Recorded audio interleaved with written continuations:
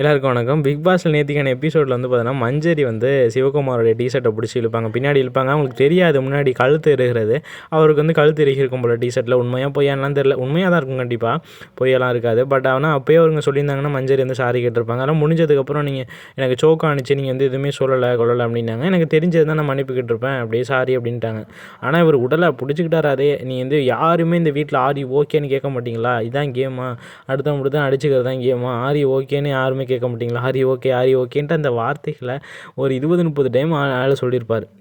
சொன்னதே சொல்லிட்டு இருக்காரு. கண்டிப்பாக வந்து பார்த்தீங்கன்னா, அதுக்கான கேம் இது கிடையாதுங்க. ஓகேவா? யாருமே வந்து பார்த்தீங்கன்னா, ஒருத்தனுக்கு ஒருத்தனை இரக்கம் காட்ட மாட்டாங்க. இந்த கேமை பொறுத்த வரைக்கும் பயங்கரமாக விளையாடுவாங்க.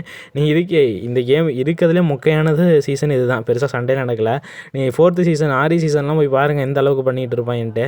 அடுத்து விக்ரமன் சீசனாக இருக்கட்டும், அசீம் எந்த அளவுக்கு விக்ரமனை போட்டு செஞ்சுக்கிட்டு இருப்பார். அந்த மாதிரியான சீசன்லலாம் போய் அந்த மாதிரிலாம் ஆரி ஓகேன்ட்டு யாருமே பேசலை. ஓகேவா?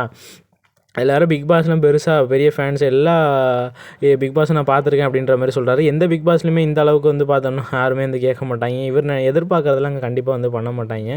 இவர் நேற்று கத்துனது வந்து பார்த்தோன்னா அவருக்கு வேதனைகளாக இருக்கலாம். ஆனால் பார்க்கக்கூடிய ஆடியன்ஸுக்கு வந்து பார்த்தோம்னா கண்டிப்பாக காமெடியாக தான் இருந்துச்சு. ஓகேவா? அவர் சாதாரண விஷயத்துக்கு வந்து பார்த்தோன்னா பெருசாக பயங்கரமாக சத்தம் போட்டு கூச்சல் போட்டுக்கிட்டு இருந்தார்.